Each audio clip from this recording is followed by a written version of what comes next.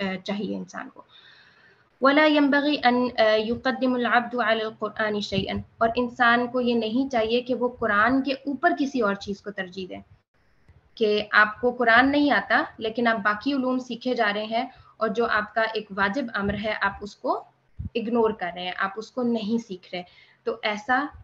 ایک عبد کو نہیں کرنا چاہیے، جو اللہ کا بندہ ہے اسے ایسا نہیں کرنا چاہیے. مہما کانا شریفن، یعنی جتنا بھی وہ عزت اور اکرام میں بڑا شخص ہے اس کو یہ کام نہیں کرنا چاہیے. فإن القرآن سید الکلام، کہ جو قرآن ہے وہ سب کلاموں کا سردار ہے، کیونکہ ظاہر ہے کلام اللہ ہے اس وجہ سے. ومنبع الایمان، اور اسی سے ایمان پھوٹتا ہے، یعنی یہ ایمان کا ایک آپ کہہ لیں جس طرح چشمہ ہے. ولذا عاب الشعبہ ابن حجاج على بعض اصحاب الحدیث لانشغالهم به عن القرآن. اسی وجہ سے جو شعبہ ہے انہوں نے عابہ ہوتا ہے عیب لگانا، کسی شخص کا جو ہے وہ عیب گنوانا. تو اس میں کیا ہے کہ انہوں نے اصحاب الحدیث، یعنی اصحاب الحدیث کہتے ہیں ایسے لوگوں کو جو کہ حدیث کے علم میں مشتغل ہوں. جیسے ہم دیکھ سکتے ہیں امام بخاری ہیں، امام مسلم ہیں، یہ اصحاب الحدیث میں آتے ہیں کہ جن کی اسپیشلائزیشن خاص طور پر جنہوں نے زیادہ اپنے آپ کو حدیث کی سائٹ پہ مصروف کیا ہوا ہے اس علم کو سیکھنے اور سکھانے کے حوالے سے. تو شعبہ نے عیب لگایا کچھ ایسے اصحاب الحدیث پہ جو حدیث سیکھنے سکھانے والے لوگ تھے، کیونکہ وہ قرآن سے زیادہ جو وقت ہے اور جو زیادہ امپورٹنس تو نہیں ہم کہہ سکتے، لیکن ظاہر ہے سیکھنے سکھانے کے حوالے سے قرآن کو وہ کم ٹائم دے رہے ہیں اور حدیث کو وہ زیادہ دے رہے ہیں. کیونکہ ظاہر ہے اصحاب الحدیث بھی قرآن کو تو بہرحال ایک اعظم درجہ دینا بنتا ہے ان کا بھی، لیکن مطلب امپورٹنس کے حوالے سے نہیں، یعنی سیکھنے سکھانے کے حوالے سے وہ زیادہ حدیث کی طرف وقت دے رہے ہیں، محنت دے رہے ہیں، اور قرآن کو ذرا کم وقت دے رہے ہیں. تو اس میں کیا چیز انہوں نے عیب لگائی ہے کہ فقال یوما لہم، تو ان کا جو قول ہے وہ آ رہا ہے کہ انہوں نے کہا ایک دن ان سے، یا قوم انکم کلما تقدمتم فی الحدیث تأخرتم فی القرآن، کہ جب تم نے حدیث کو تقدیم دی، یعنی اس کو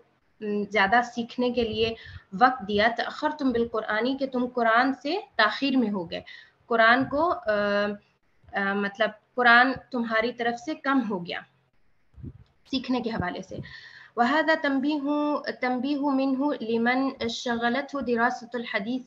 ومسائل الفقہ عن القرآن وتدبرہ. اب یہاں پر یہ جو رائٹر ہیں یہ کہہ رہے ہیں کہ یہ تنبیہ ہے ان لوگوں کے لیے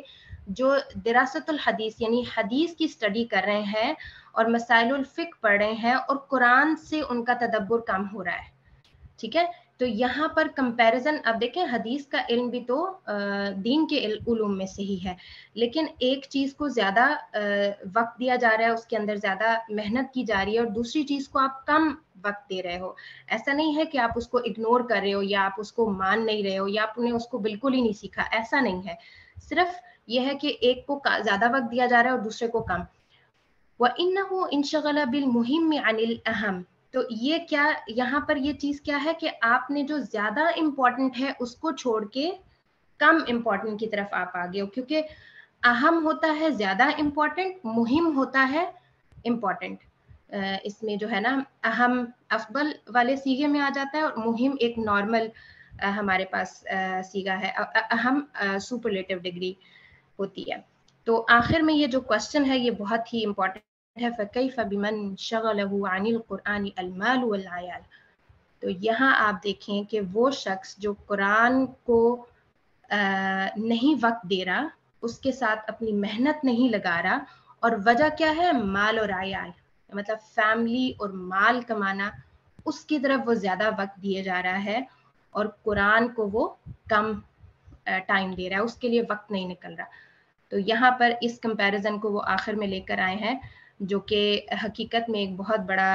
ہمارا بھی المیہ ہے کہ ہم کہتے ہیں کہ وقت نہیں نکلتا، بچے ہیں اور مال کمانا ہے، وٹ ایور جو بھی ہماری دنیا کی مصروفیات ہیں، اس میں سے ہم وقت نہیں نکالتے اور